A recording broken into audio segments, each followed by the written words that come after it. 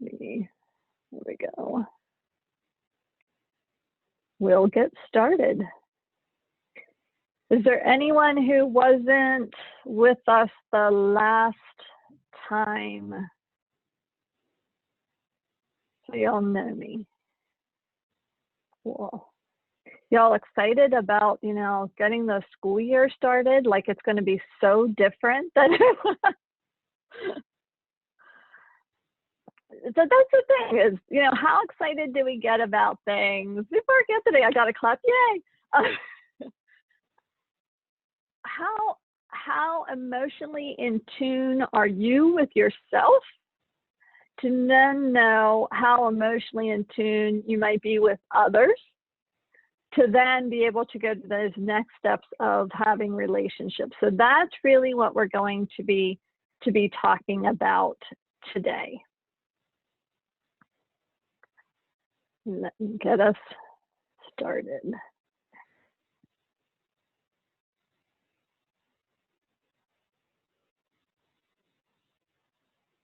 Oh, there we go. I almost hurt my screen. We're going to do a shout out. If you completed your emotional assessment and you completed that last page of it so that you know what your, you know, predominant score, where you fall is, I want everyone to, so that nobody stands out, I want everyone to take off your mic, and on the count of 3, you're going to shout that out. So take off your mic. I see a few mics still on. Hi. Mute. There we go. Take yourself off mute. Oh, I see Sully's getting. And on the shout of 3, on the count of 3, shout out what that was. 1, 2, 3. I don't know. I got 3, so I don't know. We all missed the count. We all missed the count. So this is what happens when we get on Zoom. You know, you have a lot of people, you have a lot of different sounds. But I got everybody to smile for a second. So you're all sitting there like, okay, yeah, I'm listening mode. Do you ever look at people's faces? If you have 2 screens, try to put on where you see people's faces and where you see the presentation. Because when you watch people's faces, you can sometimes tell and perceive what their emotions are, and sometimes you can't. One of the things we're saying now is, you know, because we have to wear masks, it's harder for us to see. So now our eyes show a lot of our emotions. One of the things we will address today is, what are we talking about? We're going to talk through the domains, what each of those is. We are going to actually get up and do a little bit of movement. So that will be in a you know, somewhere in the middle. I'll be asking you to stand up and to make sure you'll have some space around you, because we'll look at how our physical bodies are with our emotional state. And then we'll get into the relationships and how that works in the end. So we're going to mix in a little bit of dialogue here and there, a little bit of conversation. But some of it will be me explaining to you what Bill Goldman is the key person that this is based off of, to give you a little bit of background. And oh, I didn't grab my other books, but this was a, let's see if I can get my, no, I can't get the lighting right with the background. There is a book that I will send the resources out that is actually by Talent Smart, and it has a full assessment for the emotional intelligence. You can log on to their site if you buy the book, do the full thing, and then go through, and it actually gives strategies for things you can do to help in each of the areas that you have thing. I took I used that course in one of my graduate courses a few years ago. And what we did was, well, what I did, but our whole class had to do, was take the assessment at the beginning and work through and use strategies and also do research. And at 8 weeks, take it again and see where our score was. Because your emotional intelligence score doesn't stay still. You can impact it. Unlike IQ, that is pretty much set for life, and you can learn some knowledge, but your IQ, the way they score it, is pretty much set. Your EQ, or your EI, depending on what you read, your emotional intelligence can change, and you actually have to work on it. So it's kind of more like a golf game. If you don't work on your golf game, you're going to get worse. If you don't practice the piano, you're not going to be skilled at it. So it is something you can work on. Any questions on what we're doing? Anything I've said so far? All right. Carol, can you repeat the name of the book again, or put it in the chat for us so that we can speak to Sally? Yeah, I don't know if Sally got a chance to capture it. Yeah, I didn't get it out of my, so Daniel Goleman is the author of Emotional Intelligence, and we're working with emotional intelligence. And then Emotional Intelligence 2.0, and it's by, Travis, it's by Talent Smart. I actually have, I could pull, on my iPad, I have them all. See, that's the problem with now, we don't have real books. We have them all on our technology. So let me pull it up. Or if you can just give it to Sally afterwards. Yeah, I'll send it along. It'd be great. Yeah. Okay. That's what I'm going to be doing. I'll send you a bunch of resources. Oh God, how many books does everybody have open right now? And what are those books about? It would be interesting to find out. So this was, when Daniel Goleman started, it was, oh gosh, now, 1990 was whenever he really got it going, but people were talking about emotional intelligence before that. We are very fortunate working in the social sciences field because we know the importance of your emotions. If you go to some manufacturing plants, to some technology places, the use of emotions and really understanding, doesn't always come into play until you become a supervisor. And it's needed, and oftentimes it's not there. So what is emotional intelligence? It's using your emotions intelligently. How do you do that? Aren't emotions just kind of a thing that just is a natural response? Yes, they're a natural response, but how you act on them is whenever you're using your emotions, so that you can give that performance that you want, and you can achieve that interpersonal relationships with people and get things moving, so that, one, we go back to that conflict where we might be able to reduce some of those conflicts and keep down the drama like we talked about. You have to be intentional about it. Many of you work with the teens, and you have, what's the curriculum that you use? You use the specific curriculum with the teens. Real Essentials.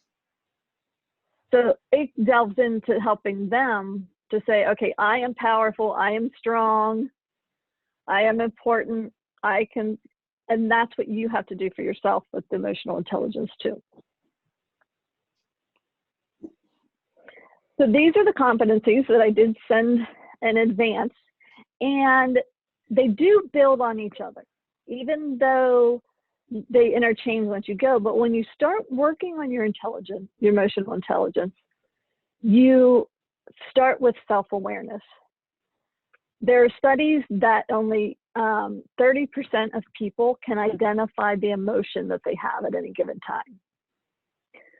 And we start with the kids with a simple mad, sad, angry, the key emotions.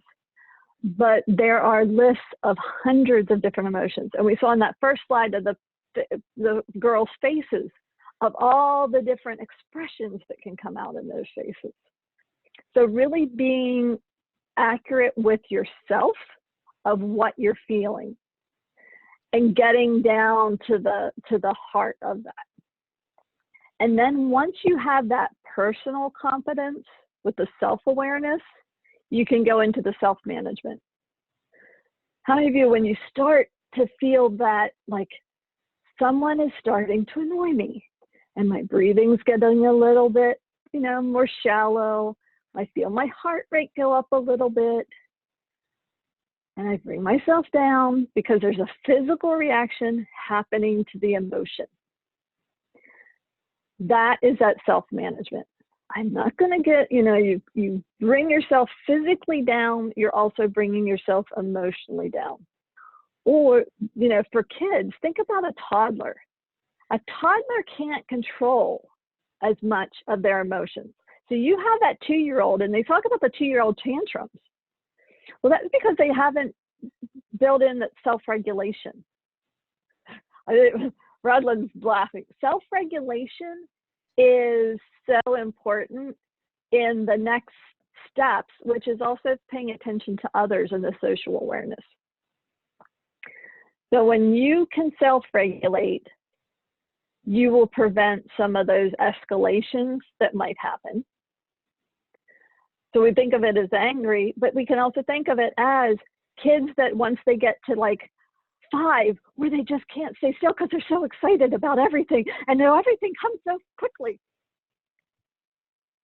There's self-management on that side too.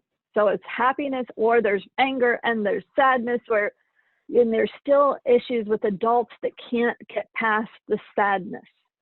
And that's different than depression, because depression is clinical. But there's sadness that's an emotion that can just build up and overtake the others. It's social awareness. You look at others and you can, you know, you see how they're acting. It's kind of like that reading between the lines that we often talk about with a social awareness, so that you know how to respond. And when people reflect back what the different emotions are. So if I'm looking at someone and they're like this, and I'm talking to them and they stay that way with that flat affect or a negative affect, you start to feel that yourself. That's a social awareness, because you're feeling their emotion. And then with relationship skills, because I now can be aware of what you're feeling, I know what I'm feeling, I can try to work those to have us to have that better relationship. So we'll go through each of those a little bit more in depth and what the experts say behind them. Let's start with this self-awareness. And your own internalness, think about with your assessment, what you may have scored with that, and were you honest with yourself? Because of course we do self-assessments always a little biased. But we're going to look at the Johari window. Any of you use the Johari window in any of your trainings, your work? Yes, I remember this from school, business management. Yes, awesome. All right, so with the Johari window, it is a way of seeing yourself and knowing yourself and knowing how others see you. So if you are, and it is just like any of the standard sections off that they have, your public self is what you know about yourself and what others know about you. I have to look around my monitor. Your private self are things that you know about yourself, but others don't know. So I know about myself that I get very anxious when I am in a large group of people and feel like they're close to me. But because I am able to physically control myself, they don't see the anxiousness, so they don't know that I'm anxious. So that's my private self. But I'm aware of it because I've gotten that self-awareness and the self-management skills. The blind spot is others see things in you that you don't see yourself. And a lot of times you don't see that yourself because you aren't open to the feedback from others, or the people are afraid to tell you that they see that. I was watching a drama show the other night, and a drama crime show, and the police officer was interviewing the criminal, perceived criminal. And he said to him, I can tell when you're lying because the corner of your mouth goes up. So that's that would be one of those, the blind spots. Now that is no longer a blind spot for that guy. It is now known to self and known to others, goes into the public self. And then there's the unknown. You don't even know things about yourself, and neither does anyone else. And things might come to you over time. So as you are building your emotional intelligence and paying attention to your body, you may realize that things happen, that you have certain emotions when you experience certain things. And again, as you become, it, then it might go into the other areas of your private self. So one of the examples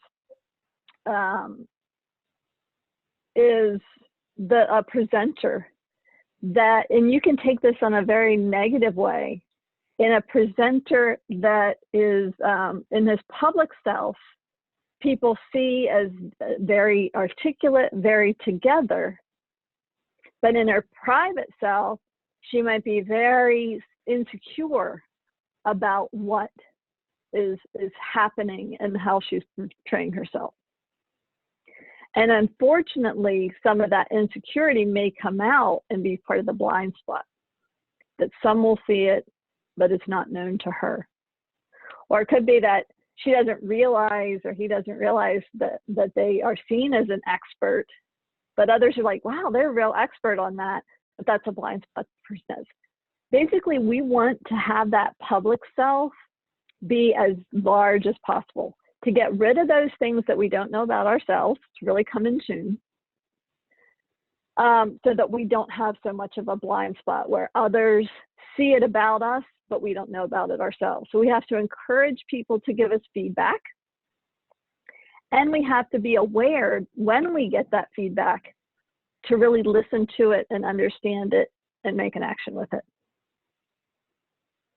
Does that make sense? Questions? Thoughts?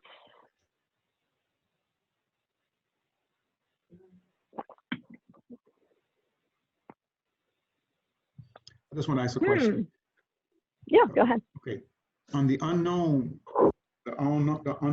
about oneself, it's most likely like situations and circumstances may bring that out. I'm just saying, like, going through life and being confronted with something. So being confronted with something maybe new, or being confronted with something that you have, and the way you responded or looked at, you never thought that you would have responded in that way, or dealt with that, a little bit like that. Yeah. Absolutely. Yeah, I remember when my grandfather passed away, we happened to all go to my grandparents' house. I just, like you all do, you kind of gradually end up at your grandparents in the evening. And my grandfather didn't come up from downstairs. My uncle went down and found that he had died. My aunt took on I will take care of everything, very like, let's call the coroner, let's call the kids, let's get everything, get the children out of the room. Like, she took on that role of being, not going into the emotions, but being the one to solve the problem. Unbeknownst to any of us, she probably, if I had thought of it before, she would have been the one that I would have thought would have been the one to like break down in tears, but she didn't.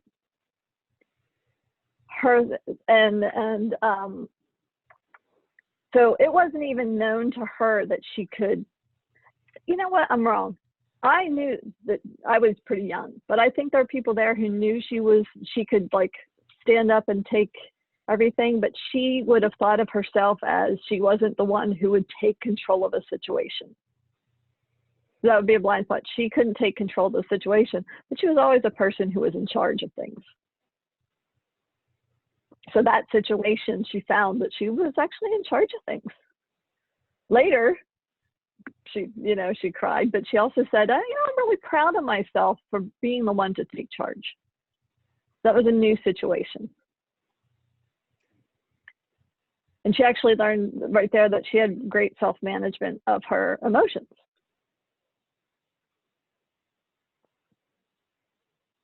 So yes, new experiences will bring out what you may not know.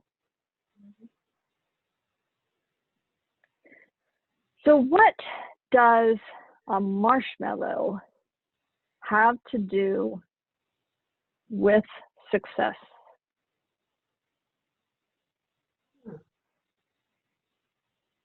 Any ideas? The marshmallow test. The marshmallow test. The kids. We're going to talk about the marshmallow test. Success is sweet.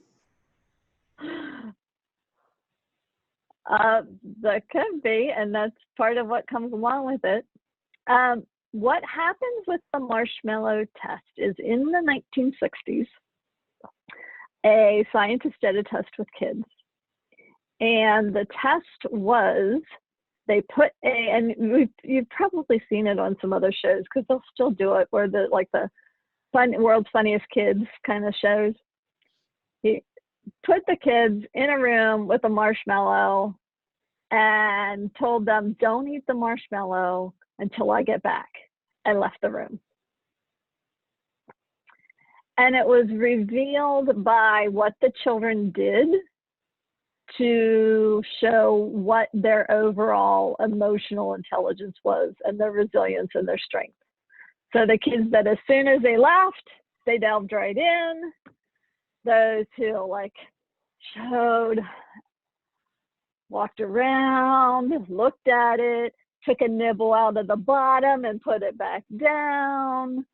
And those that held that, the self-restraint and didn't eat it until he came back.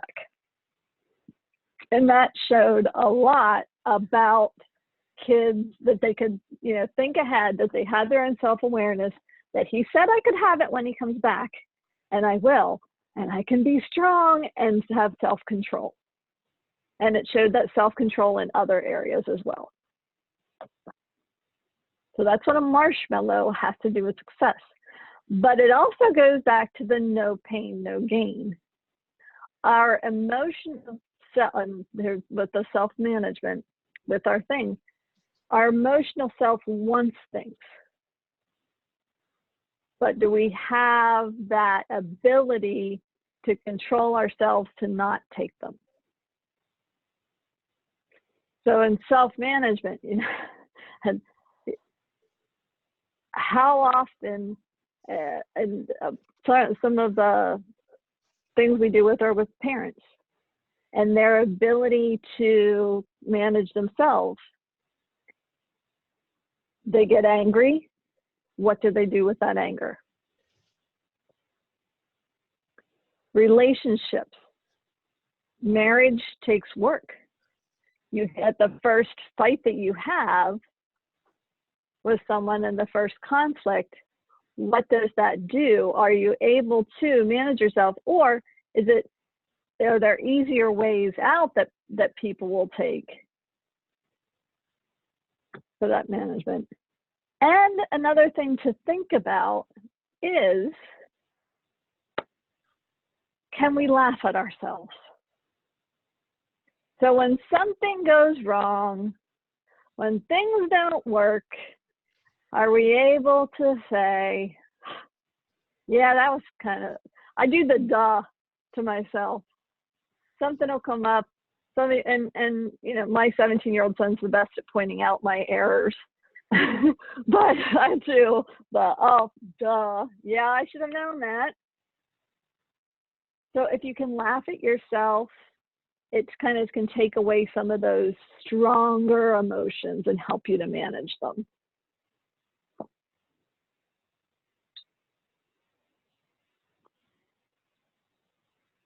As I was saying with the kids, your rational brain. So a lot of this, if you were doing the 12 workshop series that I have, we talk about the brain and the different functions and how it works, but you have your rational mind that says, no pain, no gain. You know, I'm going to go out. I know I want to lose weight, so I'm going to have to do this. But the emotional brain says, I don't want pain. So how does this go with emotion? And with issues of self-management is, I'm really upset about something and I want to let someone know. But you know what? It's easier to just keep the status quo and not bring it up. Let's just keep things the way they are because I don't want to have an issue. I don't want to have drama. And so what actually happens? It doesn't get resolved. I haven't managed myself. Or another would be, I get really, really angry and I'm not going to control myself because controlling myself means I have to take ownership of that anger. So I'm going to let that anger out and give them a piece of my mind because that's the easier thing to do.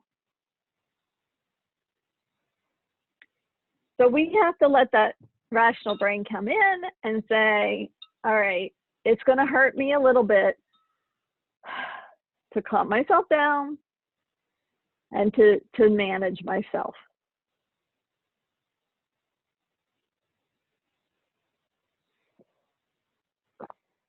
Comments, questions, thoughts so far? I'm hitting the triggers. I wanted to say that this, at first I was like almost dreading the assessment because I didn't know exactly if what I was going to get out of it was going to be something that I really wanted to face at the moment. But I did find that at least with emotional intelligence, that is something that I'm very intentional about with what I do, especially I have a 5-year-old daughter and a 2-year-old son. So I try to communicate with them as effective as possible. So I found that there were a lot of areas of strengths here, and reading the instructions saying based on what you say and based on what other people say, I found that that is probably one of my strengths. The only area that that I didn't know, which was on the second page, was part 2, was like my own awareness of it. So sometimes I find those blind spots, and just looking at it sometimes with the marshmallow idea, even adults themselves, we don't know how to control those emotions, and then in return, the people around us or the kids around us that we have, they tend to mirror that. So we kind of find ourselves like, oh no, well they didn't possibly learn that from me. But it's funny how you sometimes look at those small things, and we sometimes don't control ourselves. We don't put that discipline on ourselves. So it's very hard to expect it from around sometimes when you don't necessarily exercise it. So these kind of things make you look at it in a positive way though, and how you can approach it. So I just wanted to say that this so far has been extremely, it was very fun. Like when I woke up this morning and did the assessment, that was a very good start to the day. So thank you. Yeah, so there's the country song where the guy, his son spills his orange soda in the back seat and swears and gets angry, and then later in the song he also sees his son praying, and it's the thing of, you know, what you do and how you express your emotions, you do see in your kids as they get older, and I see that as they get older and older too. My son is becoming me. Better me than his father. No, I'm just kidding. I do see things come out. But it is, you don't want to suppress your emotions, and you don't want to pretend that they're not there. But you need to do them in a respectable to yourself and to others way, and in a way that will help you move forward in yourself and in your relationships. Excuse me, when you were saying earlier, like you can, the scale can go up and down. I was just wondering because I know, like, you get blindsided, and I'm talking about somebody, somebody who's very calm and relaxed, and person that they're just, you never saw them really explode or emotional, but because they may have been blindsided by something unknown, like I was saying earlier, unknown, and hurt by something that they didn't ever believe that type of, they can be, I guess they could receive that type of hurt from that type of person, motivated a type of emotion that they didn't even expect. They didn't see that coming from them. They didn't, in other words, I would have never known I would have expressed that way until I was hit or blindsided by someone who pulled out an emotion on me that took me out of my character, I guess, took you out of your character. So yeah, that can happen. But then you have to think about like your overall. So when you do the assessment, you're thinking about your overall way of how you respond and how you feel and what you do. So one of the things that I have to watch myself on is in a meeting when someone says something that is just, no way, like, no, come on now. And instead of, what I used to do is I overtalk things. One of the things that I practiced in my emotional intelligence, and it was one of the recommendations in the book, was to have a glass of water, and when someone says something like that, instead of doing, I can't do the counting in my head to give the pause to calm myself, I take a drink. And in doing that time, it gives me a second to, formulate in my head what I'm going to say rather than blurt it out. Now I use the mute button. Since we're all virtual, I just use the mute button to keep myself from that. And I occasionally will turn off the video screen so they can't see my expression if I'm on camera because I show my emotions. But yes, if someone does, the big things in life that blindside you out of nowhere. I've been divorced and it was very sudden. So yes, it can change you. That's a very healthy way too, because that way you get your hydration in as well. So that's an awesome, right? Yeah. But I found it at my one work. I was doing this. I took my master's. I graduated in 2014. And that's at the job I was at the time. I used that a lot. So we're going to get up and move a little bit. We're going to talk about how it is that your body responds to your emotions. So while you're still sitting though, I want you to make as sad of a face as you possibly can, but say out loud the words, I'm really happy. I'm really happy. I'm really happy. I'm really happy. I'm really happy. I'm really happy. I'm happy inside. Really happy. I'm Really happy. Really happy. Really happy. How does that, it feels wrong. It's incongruent to what it should be because you want to say, I'm really happy. Another thing that you do is if you stand up, and I'll adjust my camera so if everybody can stand up. If you can't quite see, that's fine. I'll demonstrate. And you know how we see the teens now, where the teens kind of hunch themselves over. This is my 17-year-old. He walks around like this, because of course he's like this all the time. But he kind of like slumps his shoulders over. And when you slump your shoulders over, you can't say, I'm confident, because you don't. So try that. Do I'm confident. All right. I just can't do it. You can't do it. Like your body, I'm confident. It just isn't right. And the same thing, if you do the stance, like was on the screen of this, I'm really insecure with myself.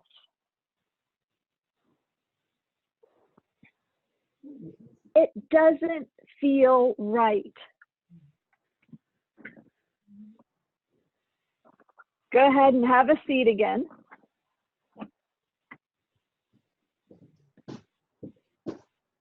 See, I also got you to move around a little bit. Can you make sure that you're staying awake? But really, you know, did that feel right to anybody?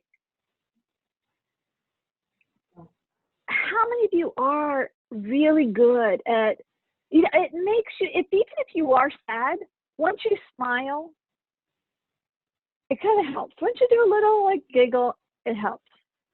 If you do feel like down on yourself, put your shoulders back. Look at, people do the whole self-affirmations. I'm not a big self-affirmation person myself, but I do find that, and I think this happened a lot to people when they first started working from home. What are the things that they told us all to do? Make sure you get dressed in the morning. That's one of the big keys that they say to do, because it puts you in a different, the school kids now, they're making them put on their uniforms. There's a reason for that, because it puts your brain into the situation where you are. And even now, I was doing a lot of my work on my couch and kind of like slouching down, and I was relaxed. And it worked well for certain things, but other meetings, I found I had to sit at a table and feel professional. And that feeling, and I don't know the words for that, but there are feelings about being professional. You know, like it gives you, there's self-confidence, there's a sense of ownership of situations. When you physically change your body, your moods can be affected. Just like your emotions show in your expressions, your body can influence your emotions. They work together. So you can, I mean, I could be really mean to you right now and tell you to make all kinds of faces, and it would show you how things can be different. But I won't do that because it is being recorded. But I already got you up and doing some things that I myself was like overacting on my part to get that. Does anyone have an issue or not quite understand what I'm saying about the behavioral strategies to manage your emotions? I just wanted to comment something that you mentioned about, you know, putting on the uniform or getting dressed, or, you know, I know I read somewhere too that it's like a switch that happens in your brain. I don't know if it happens to anybody, that you get up and then you go into another room and then you forgot why you're there. But the moment you step back in the room that you were before, you remember what you were like that, because something happens in your brain. So that I understand it, yeah, completely, because you know, you get like ready, you put it on the uniform, you put it on the armor, you know. Even for me, when I work from home, I have to go into another room and close the door. And I know if I get out, distractions, you know, something's gonna get my attention when I pull away. So I have to like make the conscious effort to get into the room and not come out unless I absolutely have to. So I'm like, I know exactly what you're talking about. Yeah. My husband this morning was sitting at his spot where he eats at the kitchen table. And he said, some days it's still hard to move to that chair, because he moves to another chair to work, because he works in the kitchen. And it wasn't that it was physically hard for him. It was the emotions involved in moving to that chair, even though it was a foot away.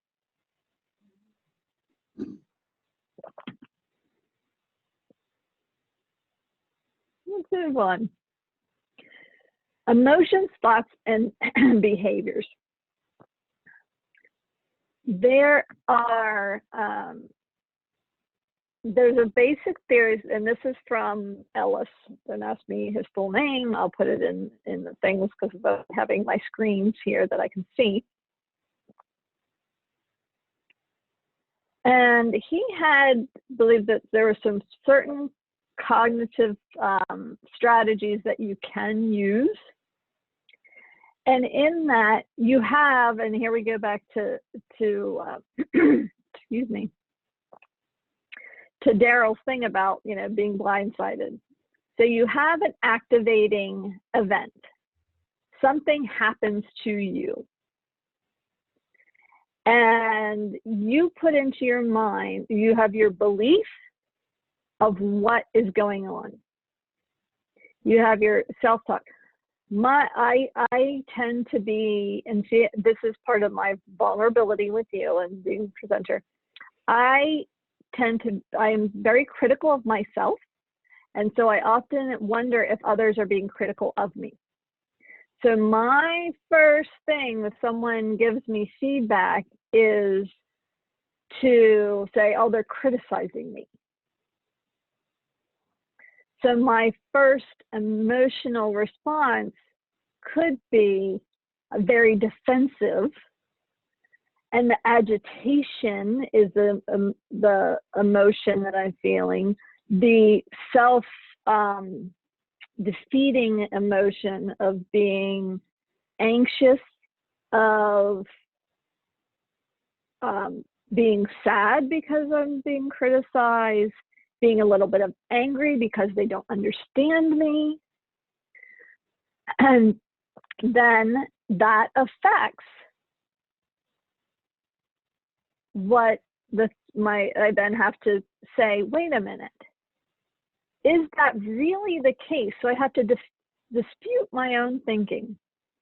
Are they being critical of me, or are they evaluating the work or the process? Or are they just telling me so that I can make an improvement on myself? They're not putting me down. They're letting me know, they're giving me feedback so that I can better myself. Now, ideally, I want to, when I get to the activating event, I don't want to jump right to the emotional response. I do want to go to that belief or self-talk and think back to the event so that I can behave in a way that is maybe asking a question about what they meant about the feedback, or what was the intent of what that event was that they gave. Can you think of any events that you've had, that you've experienced, where you've like said something to yourself, you've had that emotion, and then either it got corrected externally or you were able to internally say, that's not what they intended. That's not what the event was about.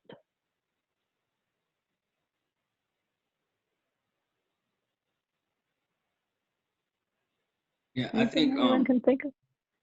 I think even over this past few months, we've been moving in different departments, us learning different things. And as I transitioned from one department to another, a part of me felt like I just was not really working to the level that I needed to work on. And, you know, with the changes that happened, I felt like, you know, working from home was so much of a task for me that, you know, maybe they just felt like I was just not really cutting it, when in reality, once I really sat back, I thought about it, and I prayed, I meditated on it, and even spoke to the people around me. They're like, wow, that's amazing, man. Like you have a really good opportunity in your hands. Like, look, you have an opportunity to even put more effort in this part. This is so great for you. And it's just the people around me where when they have those moments, they usually come to me and I'm like, hey, you know what, man, you have so much to be grateful for. Let's look at it this way. Maybe that's not what they need. So to be able to see that I allowed myself to let change make me uncomfortable, but not accept it, when, you know, a lot of times we're like, I want to grow, I want to change, I want to be challenged. But when we get them, sometimes we're like, oh, well, I didn't think the challenge was going to be like this. So when I got presented a challenge and I saw the support at first glance, I didn't understand that. I was just like, oh, change, challenge. Oh my God, let's freak out real quick, you know? And once I come to find out that it really is for the best outcome, and the people around you really do see that in you, and they constantly remind you, they constantly affirm you, it really does make you want to do it even more. And to be honest, it's been probably one of the greatest things that has happened ever since those moves is made. not just within work-wise, but just overall. It's like you were saying with the changes now, we have to find a way to adapt. We have to find a way to put that discipline, even if it's healthy. Like even you had us get up right now and stand. You know, I've seen that done with the youth. We stand up, we stretch, kind of let them get their minds moving in a different direction just so they can better assess the situation. So it's those moments like that, but I'm very thankful that it is an organization like Be Strong, where everyone, like literally everyone, is invested in each other. So we all understand. We see when somebody in our job has, you know, bad body language, or they're seeming like not themselves, we always pour into each other. So had it been in another organization, I probably would say, I don't know if I would have felt this way. I don't know if I would have actually even been so excited about it. But being that, you know, it's a company that they really do mean what they say, it was awesome to have those changes happen and to see all of us adjust with it together. You bring out some good points. We can get comfortable, even if we're in a sad situation. You can be comfortable with being sad. You can be comfortable with having negative thoughts. And sometimes you need others to help you, and sometimes you can do it yourself. But, you know, more often than not, they can help you to dispute your own thinking. You ultimately have to be the one to change your opinion. Just because someone tells you something doesn't mean you're going to do it. You have to make yourself do that. But for others to point it out or to give you that feedback is, because, you know, you need to take it as a very empowering stance. So I'm glad that you have that. And we can also be comfortable with things going well too. And then we may we may let down some walls, which are good things. But we also then, when something does happen that's negative, you know, don't let things shake you. Because you have, with your resilience, you have to have a little bit of tension in your life. Can I share something? Yeah, of course. So this is just me being vulnerable. I'm not always like this, but it helps me as well. So I'm a type of person that, for the most part, and I still struggle with it, for the most part, that I automatically kind of like subconsciously expect for somebody to come at me. And part of it, or I actually maybe the main reason, is just growing up, you know, in my household with my parents, specifically with my mom. Like, I was pretty much never told anything positive, you know, which really destroyed my self-esteem, my confidence, never doing well in academically, having hearing problems, like all that stuff just like put me down to the ground all the time. So, and then when confronted with conflict, you know, or even if it's a constructive criticism, I would always take that as a negative, and I would become very defensive. And my defense mechanism was, specifically with my mom, was shut down and leave. I don't want to talk to her. I don't want to do anything with it. So there are times, you know, in my marriage, not to get too personal, but, you know, sometimes I shut down when it's conflict because I don't know how to deal with it. I don't know what to say in my mind. So it's hard. So sometimes, and I thank God for Be Strong, that I don't necessarily feel that, in the sense that, okay, I'm expecting for them to come at me, or if it's a constructive criticism, like, I don't take it negatively. But in other areas of my life, it's like I already subconsciously see myself as a failure in many different ways, because I didn't never accomplish this, I never did this the right way. So those are part of like my insecurity. But Be Strong has like lessened the load, because they've always, you know, guys always positive and always uplifting, and, you know, and stuff like that. So I was going to say something else too, something that Jesus was saying before Emmanuel talked about, like, you know, pointing to each other, that we have to be careful, you know, because I don't know how many times I've been in a situation where somebody says something negative, and it spreads in the entire group. And next thing you know, everybody's thinking the same thing. And you're like, oh my God, it's almost like you have to consciously try and make the effort to look at things in a positive view, in a positive spin. Because it's really easy to go negative, and everybody, yeah, you're right, and then that's it. Everything is just over. So yeah. Yeah, with both comments. I work with an organization that every time we're in a meeting with them, they're like, oh, you know, we're all dealing with this pandemic. Even the way you say it is like, okay, we're dealing with it, but some really positive things have come from it. Really positive things. And back to Manuel, thank you for being vulnerable. And yes, that so much of our past influences the present, and our emotions and how we were taught to deal with them when we were young can influence how, and I mean taught, I mean you learned it from somewhere. You learned how to shut down and walk away. And the reason I said that was taught was that if the first few times that you may have shown that reaction, you got feedback. The feedback that you got made you then on the subsequent time shut down. And that's where it comes into the social awareness, and I think that is coming up real soon.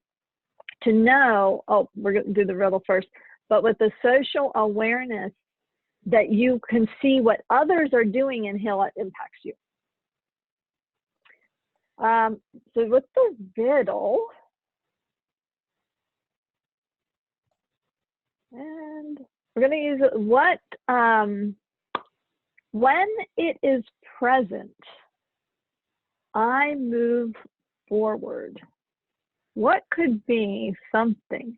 When it is present, I move forward. When it is lacking, I move backwards. What is it? Any ideas? I want to say money, but I don't think that's it. Is it confidence? I say confidence. I don't know. We got a winner. Really? It is, yes. Yes, oh, shoot. It is confidence. So, yeah, when it's present, when I have confidence, I move forward. When I don't have confidence, I move backwards. And that is one of the things with self-management, is to have the confidence in yourself and in others. So how do you get it? You know, you live your life with inspiration. You find things that move you. You find that purpose. Most of you have it in what you do. Some of you need it in outside sources. But whatever that is, maybe it's just in bettering yourself. I have no problem. And you know what? I have friends, and I know people and family that money is their inspiration. Is that a bad thing? Not necessarily, if they're doing things with it in a positive way. So whatever you find in your inspiration to have your confidence, it's that, you know, you can't go too far down a certain path, and keeping things positive. So let's talk about that social awareness. From what you were just saying with your comments, there's an organizational awareness about knowing, and that organizational awareness is knowing how things work and how decisions come about. Knowing who does what, sensing what others need. Knowing that there are times that sometimes people just need to vent and they don't want solutions given to them. They need to get out their emotions. They may not necessarily need you to respond to their emotions. So let's take a look at empathy. What is, a lot of people mix up sympathy and empathy. So sympathy is when you feel sorry for someone, you feel a sense of sadness for them, but you haven't maybe not experienced that, or you don't have that same emotion. So we often say you have my sympathies when someone dies, because say someone's spouse passes away, you can have sympathy for them, but if that hasn't happened to you, you can't have empathy because you've never had that same emotional experience. So with empathy, you know you can understand their situation because maybe you have experienced it yourself. So but there's not always that opportunity to have experienced yourself. That makes it easier. If you haven't had that experience, then it's a thing of asking them questions about what their perspective is. What is the situation for them? What do they intend? We often say putting yourself in someone else's shoes. What does that really mean? Can we truly unless you have experienced homelessness, can you really put yourself in their shoes and empathize with them? If you haven't experienced teenage pregnancy, since that's one of your, or being held down against your will in whatever way, shape, or form, physical or mental, can you really empathize with them? Yes, you can. If you understand and listen to their perspective and listen to their intents. But the true emotion may not come, but you can still empathize with that emotion. So you don't experience the same emotion, but you can empathize with how they are feeling. And I will send, the video wasn't real clear for me to show you, but I'm going to send a video link that the Cleveland Clinic did several years ago, where you don't know what people are experiencing. And it's people walking around the hospital, but it has bubbles of what their experience is. So I will send that along because it's really something to kind of watch in person, because it's some, to me, it was moving because I dealt with a lot of things with people in the hospital and the illnesses that are portrayed.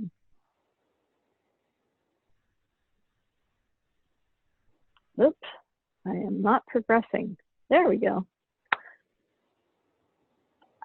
I'm going to get back a little bit to the social awareness, because they don't have a lot of details on this. Do you feel like you can really read people's emotions?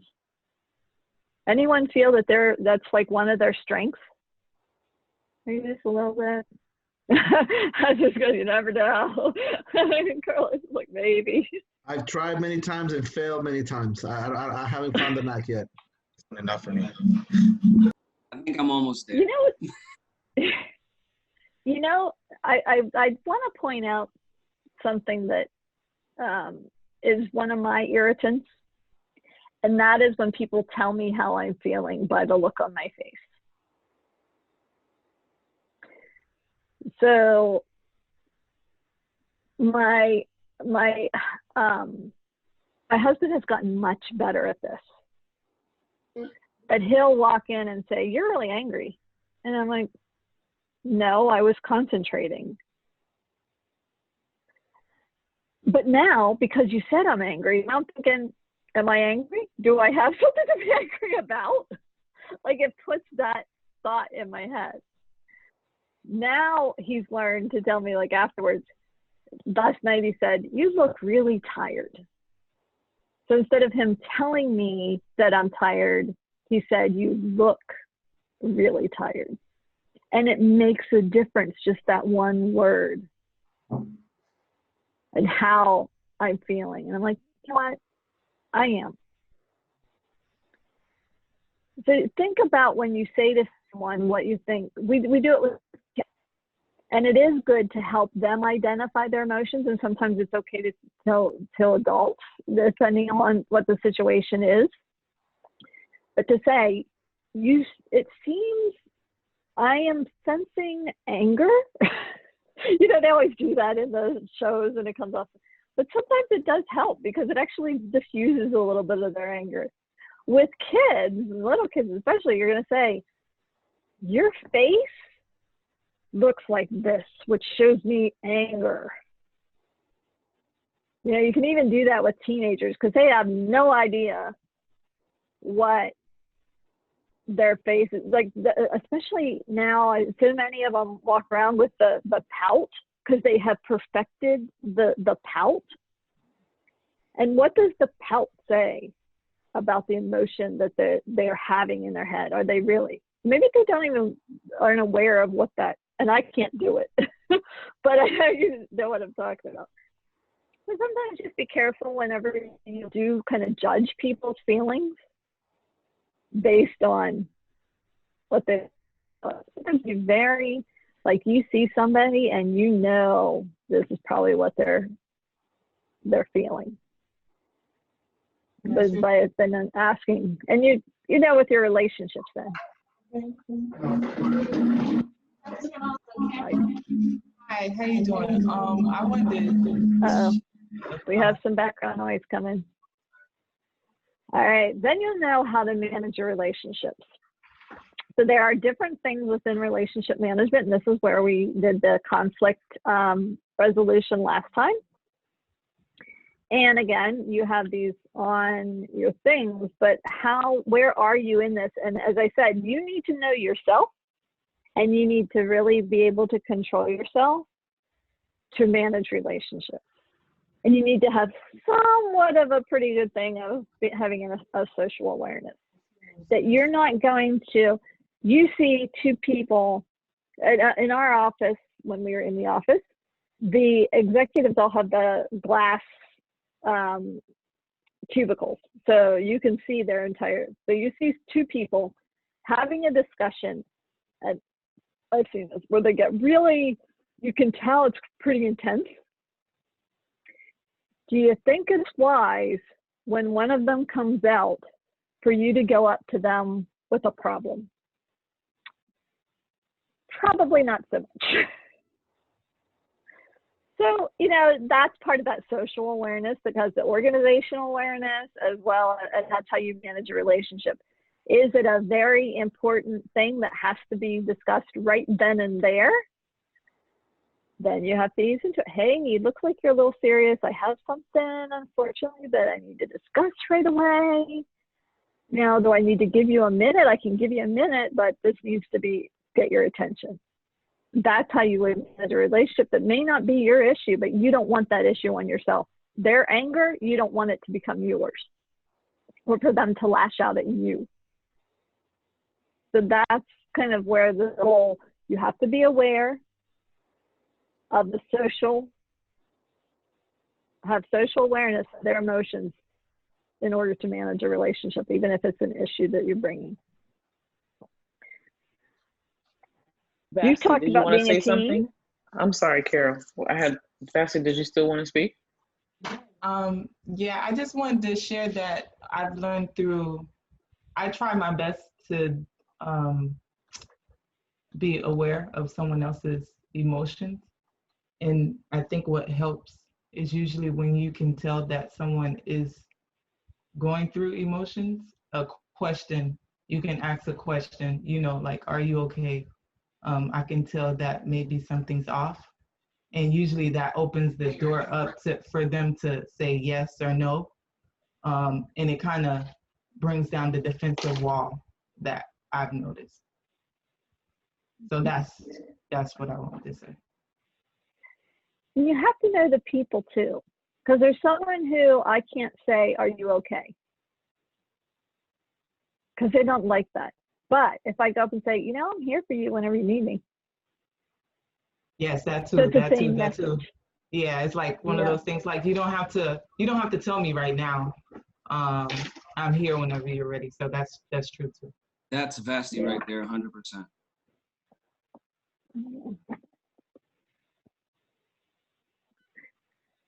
So you talked about your team, and that was a great, you know, example of your team. What are some key elements of an effective team process? So you have a huge, great, I mean, just this week, we're asking, and I don't know how much Michelle has involved you all in it, but the trust is asking for plans on what you're going to do for the school year. So there are big decisions that people are making at so many different levels. You may have just the decision, what am I going to do with my own kids? You know, with this continuation of the online school. but you have processes that you have to do. If you come in and you have a big decision or you have a big problem that you've encountered, what are elements that you have when it comes to relationship management that make you a good team?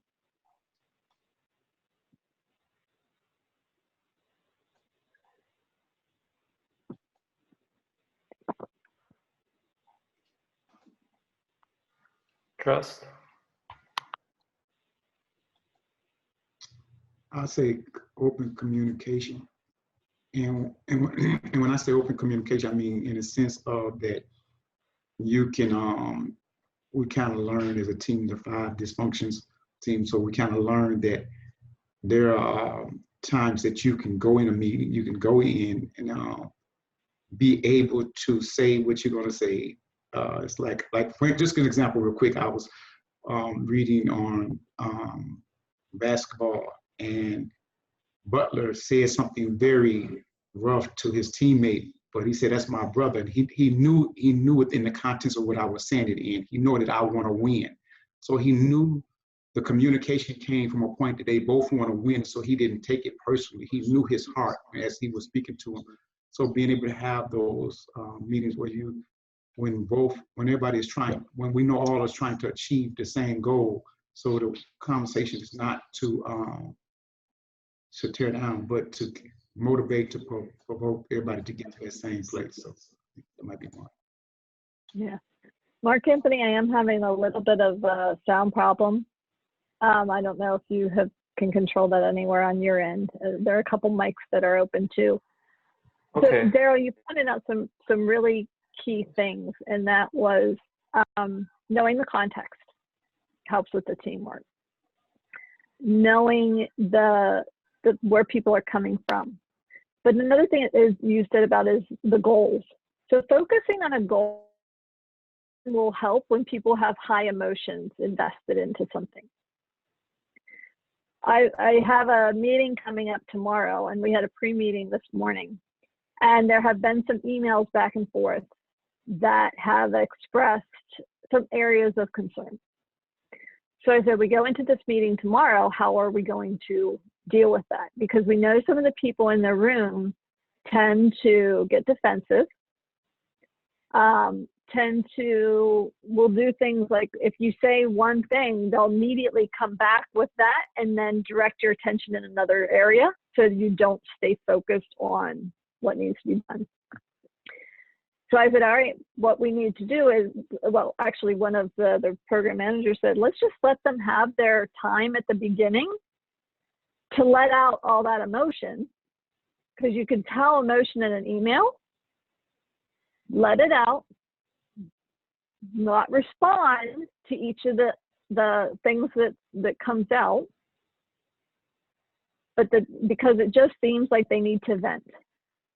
So we're going to let that come out and then go to focusing on the concrete. What are we here for? Whose role is it to do what? Where do we want to go? So that is some of the elements that makes a team that we could say, this is where we are, this is what we need to do, and have that goal to help to manage the emotions. Other things that make an effective team when it comes to relationship management and emotions.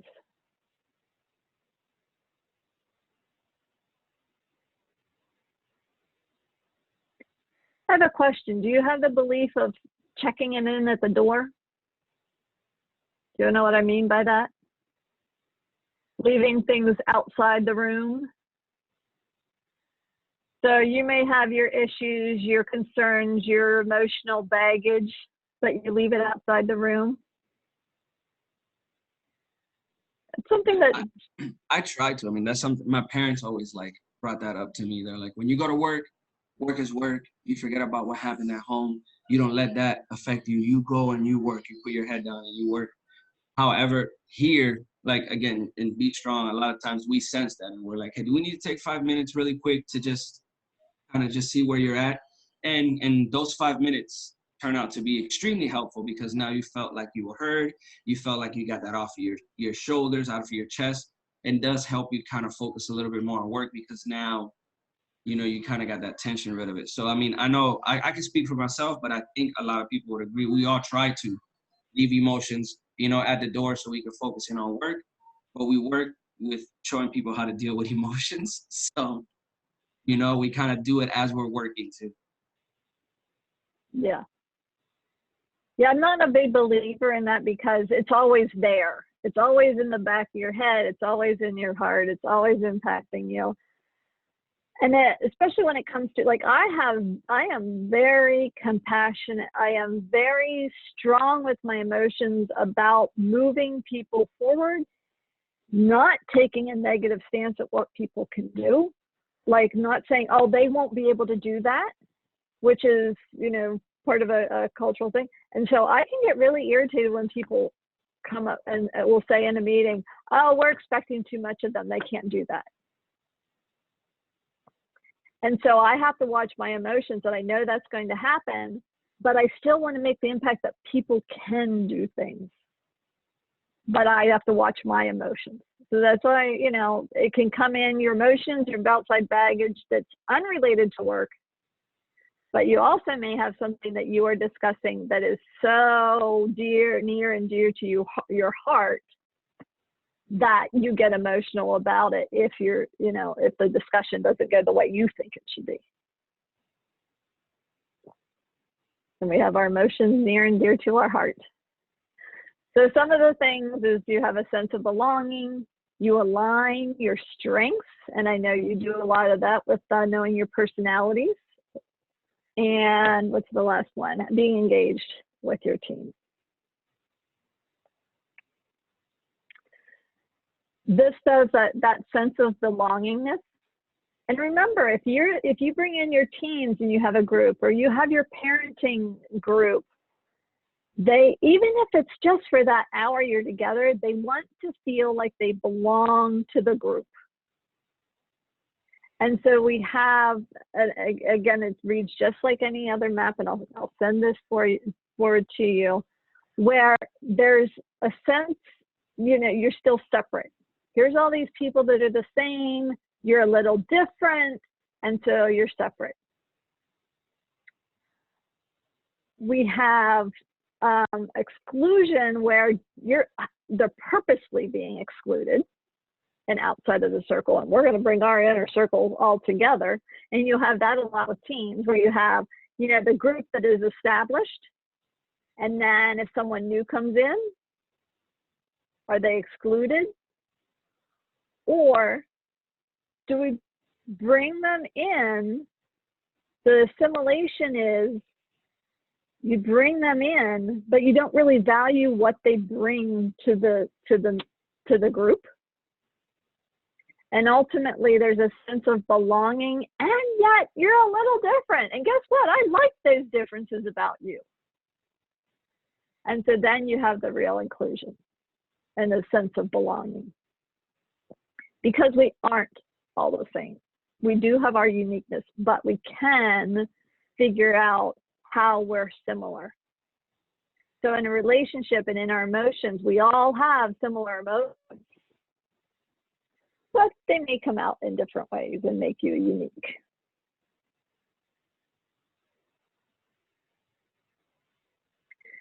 So this brings us back to the full context, and knowing that you have personal competence in your self-awareness and your management of yourself, and you have social competence in your social awareness and how you can read others and read the group,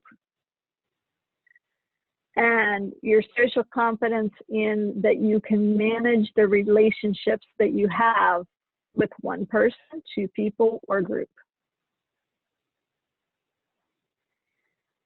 Now, in looking back to your self-assessment and looking at your individual, where you fell, just know that if you feel you have really strong relationship skills, look at that first thing of self-awareness and say, am I truly self-aware enough to have the strong relationship skills? So this is where I'm going to take you to that uncomfortable place. If you're saying in your self-awareness that you have really great relational skills, but your self-awareness is kind of low, you may not have as good relational skills as you think, or you may have better self-awareness skills than what you think. Because you have to have good self-awareness to be strong in relationships. They really do kind of build on each other. Is that contrary to what you thought or what you saw from your assessment? Does anyone not agree with that?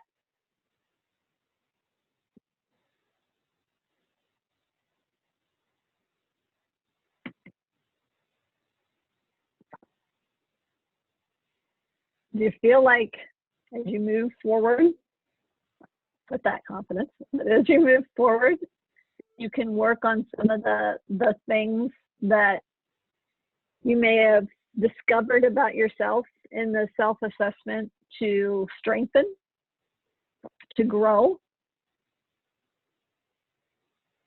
I challenge you, look at those, not the 4 domains, but each of those areas.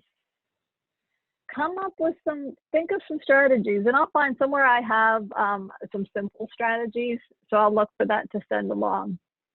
Develop some of those strategies, and then do the self-assessment again in a few months. And I'll also send you the book. Again, you have to purchase the book to get the self-assessment. Of course, they always do that.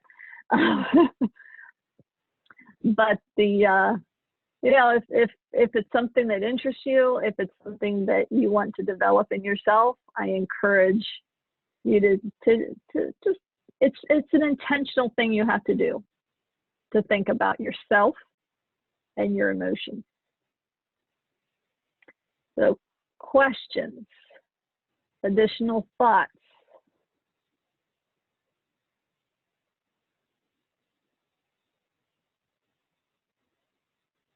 I'll make you make faces again. I have thought a it was. question. I appreciate. I thought it was. Yes. Sorry, really quickly. Going back to the drawing that you shows about exclusion, inclusion, and all of that. Is that something that, I was thinking about it, like, could that be like a side effect of the culture of the organization, or is that something that comes from the people just in it? Or is it a mixture of both? Yeah, it could be both. Because your culture, like, some organizations are really into valuing each individual person, but not have, people still work in silos. And so you don't feel like you have a sense of belongingness to the organization, although your work itself might be valued. So that would be that differentiation. So yeah, it could be that in a cultural area, as well as then if you have a group or a team that you work within. So you could even have an organization where that's the case, but a team within the organization that lives in a simulation. So that the team is actually, you couldn't have that because the uniqueness is valued, but you could have the inclusion where uniqueness is valued and the sense of belonging is high in a team, but not in the organization as a whole.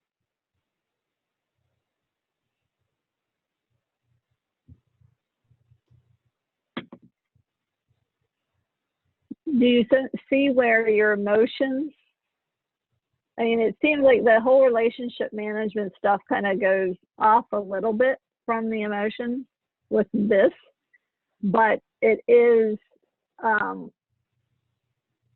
in the way of how you treat other people, and that's that social awareness and how that spreads. As you said, one person is negative, or 3 people are so into themselves and into their little team that when someone else comes in, they don't give them that same sense of belongingness. And that is because that is influenced by your emotions, because they're different. Other questions? I know Daryl was going to say something. Michelle was going to say something. No, I was just going to say I truly enjoyed the training. That's all. I learned some things from it, so it was really great. That's all. All I ever want is for somebody to get one little glimmer of something. I think Michelle's probably heard me say that before. One little glimmer of something, and I've done my work. Yeah. Good to hear. Any other questions, thoughts? Michelle, did you have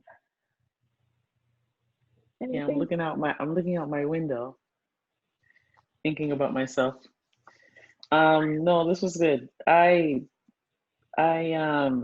wanted to ask you with this page of the assessment, the one where you have to put the scoring, is there a certain because I was trying to categorize it. So 3, 1, 2, and 3 would be recognition and personal competence. Is there like a certain number of scoring, or you're just following as a group? Is there a certain number of scoring as a group too? Yeah. Okay, versus just you having 2 or lower for a 1. So are you supposed to be really working on this more so individually? It's more on, looking at where you think you are on, and maybe picking out the 2 or 3 things that you want to work on. Now, if you do see where, because they have it, I'm going to have to pull it up myself because it's been 2 days since I looked at it. Let me do that. Of course, when they worked on my computer today, we had to close everything, so I have to open everything again.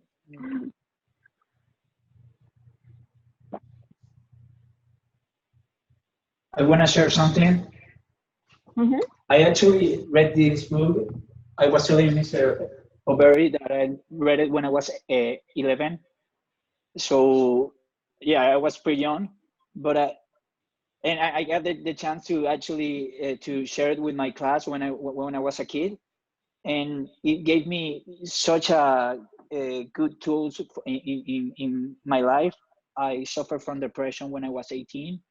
And in the society that I was used, that I was, my friends and the group of friends that I had, they actually had a lot of difficulties to accepting something different, and sharing your sentiments and your feelings was something that no one around was used to do. So this book gave me a lot of tools in order to actually show my feelings. It doesn't matter if other people were not very open to it, and of course change and find better friends. But what I'm trying to say is that I do believe that the opportunity to understand others and to share other people's feelings is something so important, and of course in our line of work is essential. But I truly feel that I do recommend that we all read this book because it's wonderful. It's been like 20 years since the last time I opened it, and to be honest, I remember everything from what I can tell. So thank you, Carol. It's been an amazing training. You're welcome. Yeah, if it's something that is meaningful to you, and even if you're not there, you're going to find things that can improve yourself. Michelle, back to your question. Yes, I re-looked at it. It really is, if you go from, and you can see from those statements that they ask in the front to what they are. So if you found that you had a 2 on inspirational leadership, which is 14, and you go back and look at that question, you can see like what stems from that, along with the definition. But I will send, I know I made another, like a cheat sheet chart, because you can't copy out of the book, but I know I did take the strategies at some point and type them out. So I'm going to find those and send them along to you. And then you can really do an alignment.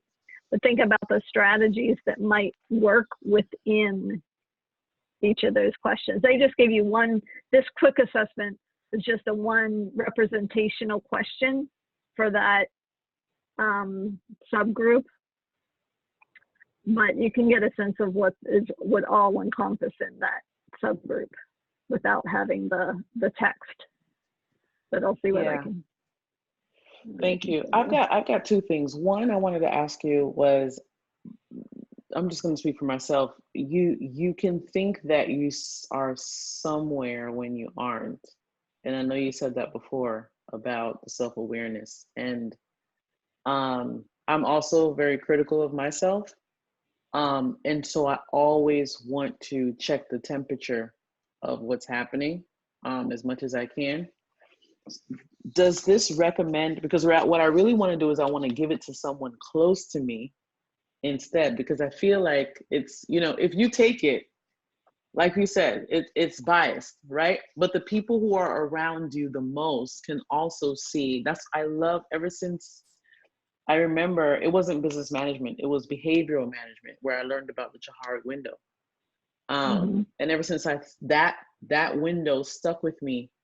And I've used it a couple of times outside of here, but it stuck with me so much because you realize that you have these blind spots. And if people keep saying it, right? But then you want, it's one thing if you hear it from one person, if it's one. Right. So I'm saying, how does this test, how can I give like my husband this test? Or my mom is, you know what I'm saying? Like, how do you, that's my first point. How do you do that? Well, I did that with my cultural intelligence test, and because I had to do my cultural intelligence certification, I had to give to other people to say, okay, rate me on what you see about my cultural intelligence, because I may think certain, but if I don't show you that I value your culture, that's a really bad thing. Like that says something. And so I had to do that, and in that case it was anonymous, so I didn't know. I had to give it to 3 or 4 people, so I didn't know who each came from, so that they could be honest about it. But maybe like we did our 360s in the Leadership Academy.